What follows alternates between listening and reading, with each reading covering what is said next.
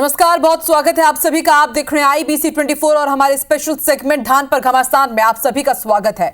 देखिए, छत्तीसगढ़ में धान खरीदी शुरू हो चुकी है और इस पर घमासान भी जारी है।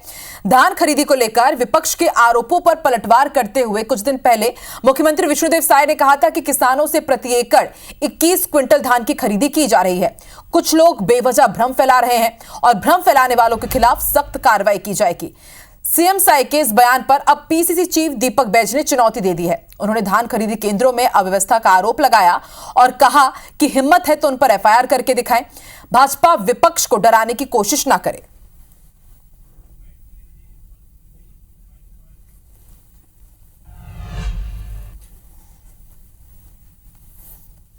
14 नवंबर से पूरे प्रदेश में धान की खरीदी हो गई है और 21 क्विंटल प्रति एकड़ धान खरीदेंगे।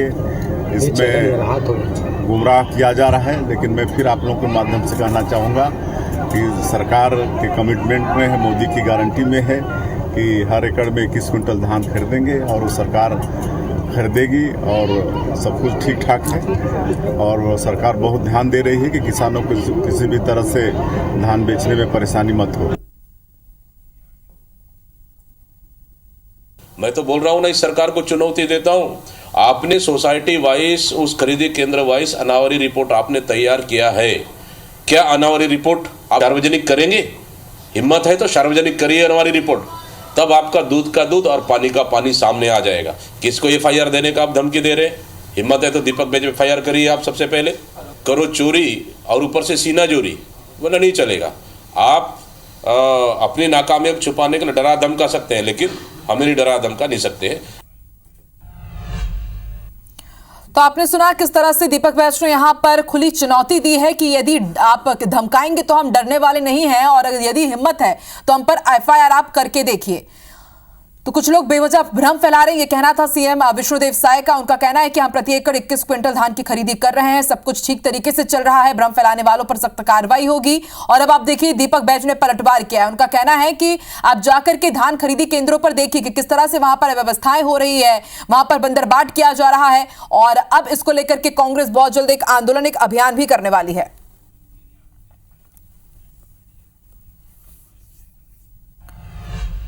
देखिए, धान पर सियासी घमासान एक बार फिर से छिड़ गया है और इस वक्त हमारे साथ जुड़ रहे हैं बीजेपी प्रवक्ता सुनील चौधरी और कांग्रेस प्रवक्ता डॉक्टर शिल्पा देवांगन। आप दोनों का ही स्वागत है। सुनील जी, पहली प्रतिक्रिया आपकी।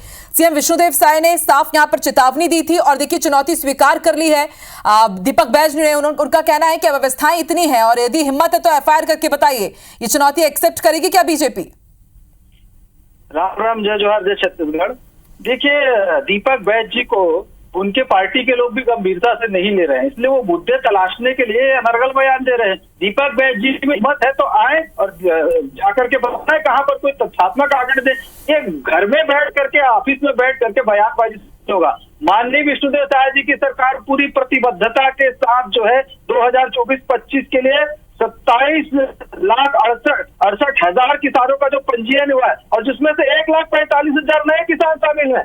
इस साल 2,739 उपार्जन केंद्रों के माध्यम से 160 लाख मीट्रिक टन धान खरीदने का लक्ष्य निर्धारित है, भूतो न भविष्यति। और उसके लिए हम काम कर रहे हैं। माइक्रो एटीएम की सुविधा दे रहे हैं किसानों को कि वहां पर 2,000 से 10,000 रुपए तक वो निकाल सकते हैं। उसके साथ साथ पूरी तरीके से व्यवस्थाओं में हम जोड़ दे रहे हैं। और ये अनर्गल बयानबाजी करके छत्तीसगढ़ को बदनाम करने की कोशिश कर रहे हैं। अरे इनके कार्यकर्ता गंभीरता से नहीं ले रहे। इनके सामने बिलासपुर में कैसी गाली गलौच हुई, ये जहां जा रहे वहां कार्यकर्ता इनको स्वीकार नहीं कर रहे। ये अपने आप को सुपीरियर। ठीक है, डॉक्टर शिल्पा से जवाब ले लेते हैं सुनील जी।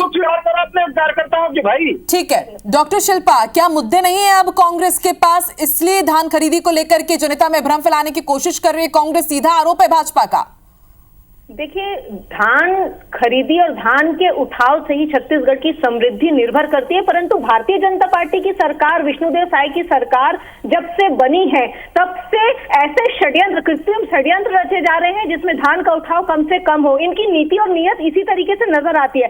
आज के परिदृश्य में भारतीय जनता पार्टी की सरकार जिस प्रकार से नियम बना रही है वो किसान विरोधी नियम नजर आ रहे हैं। आप बताइए, 14 नवंबर से धान खरीदी शुरू हुई है, 31 जनवरी तक होनी है और अभी की डेट में लगभग 15-17 दिनों में 8.42% धान की खरीदी हुई है। अब बताइए, ये लक्ष्य बोल रहे हैं तो अनर्गल बयानबाजी कौन कर रहा है? अभी इतने कम दिनों में इतनी धान की की खरीदी कैसे होगी? और चलिए उठाव की तो बात में जो उन्होंने नियम चेंज किए हैं, नियम बदले हैं, एक बात बताइए, मिलरों से, मिलर एसोसिएशन से बात क्यों नहीं हो पा रही है? बारदाने की उपलब्धता क्यों नहीं हो पा रही है? और इनके संवेदनहीन मंत्री, नेता और प्रवक्ता भी ये कह रहे हैं कि कोई शिकायत नहीं है। अरे किसानों के पास जाकर देखिए वो कितनी परेशानी से जूझ रहे हैं। देखिए छत्तीसगढ़ धान का कटोरा है, चाहे भारतीय जनता पार्टी की सरकार हो चाहे कांग्रेस की सरकार हो, धान की खरीदी हमेशा से होती आई है, लेकिन ये पहली बार है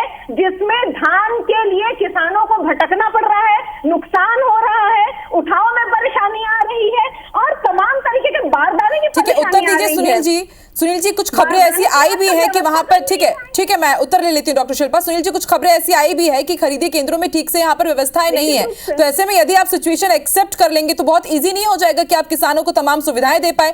एक्सेप्ट कर लेंगे तो सोल्यूशन भी मिल जाएगा। देखिए, सबसे पहली बात तो मैं ये कहूं कि कांग्रेस को तो कोई कार नहीं है, ये जितनी बातें कर रहे हैं सब झूठ और भ्रम फैलाने वाली बात है और सारी सुविधा वहां पर उपलब्ध है। हो सकता है कि कहीं पर कुछ 19-20 भी होता होगा, लेकिन फिर भी सरकार प्रतिबद्ध है।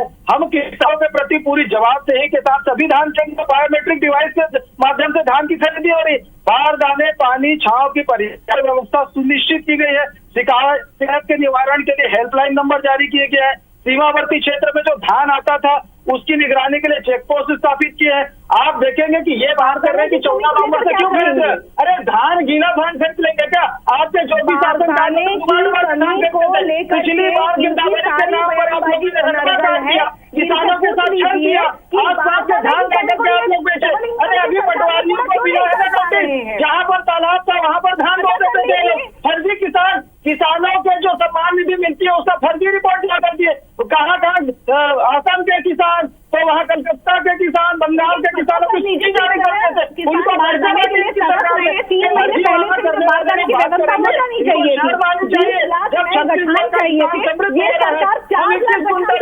ठीक है डॉक्टर शिल्पा देखिए, कांग्रेस अब बहुत जल्द एक अभियान भी, ठीक है एक मिनट सुनिए जी डॉक्टर शिल्पा, बहुत जल्द ही अब धान खरीदी केंद्र चलो करके कांग्रेस का अभियान भी शुरू होने वाला है, तो उसकी क्या तैयारी है? आपको लगता है कि आप जिस तरह से इस मुद्दे को उठाएंगे तो वाकई धान बेचने के लिए जो किसान जा रहे हैं वो भी आपका साथ देंगे इस अभियान में? देखिए, कांग्रेस कोई भ्रम नहीं फैला रही है, जमीनी स्तर पर जो सच्चाई है आप खुद भी अपने रिपोर्ट में पता कर लीजिए, किस प्रकार से किसानों को बारदाने के लिए तरस रहे किसान। 3 महीने पहले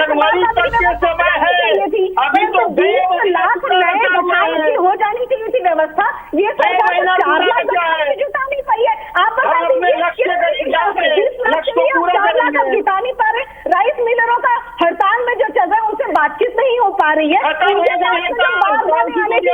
पंजीयन तक नहीं हुआ है। आप बताइए किस प्रकार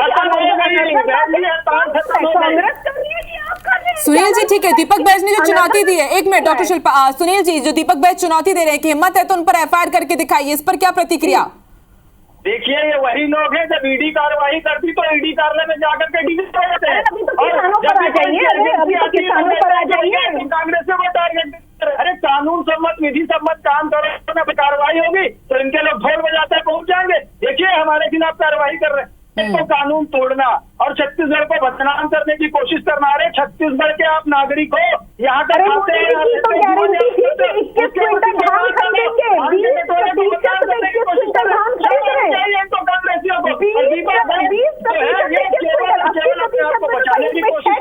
डॉक्टर शिल्पा, जिस तरह के आरोप कांग्रेस की तरफ से लगाए जा रहे हैं, क्या पर्याप्त सबूत या पर्याप्त आधार है कांग्रेस के पास इन तमाम तरह के आरोपों को लेकर? निश्चित रूप से मोदी जी की गारंटी थी ना कि 21 क्विंटल धान खरीदेंगे। कितने केंद्रों में 21 क्विंटल धान खरीदी हो रही है? 20% में 6, 8, 13, 14 क्विंटल धान की खरीदी और मुख्यमंत्री साय के क्षेत्र में 16 क्विंटल धान खरीदी। इसमें सबूत क्या आप अपने रिपोर्ट में मुख्यमंत्री के क्षेत्र खरीदी हुई है। एक मुश्त 3100 रुपए देने की बात करते हैं, कितने खाते में गए हैं? 2300 रुपए से ज्यादा गए नहीं है, जबकि कांग्रेस की सरकार ने जितना वादा किया था 2500 का, 2640 में चलने जो वाला ठीक है सुनील जी, डॉक्टर शिल्पा देखिए, धान बहुत बड़ा मुद्दा हमेशा से ही छत्तीसगढ़ में रहा है। इससे सरकारें बनती हैं, बिगड़ती है, इससे अंदाजा हम लगा सकते हैं कि भी धान खरीद चल रही है।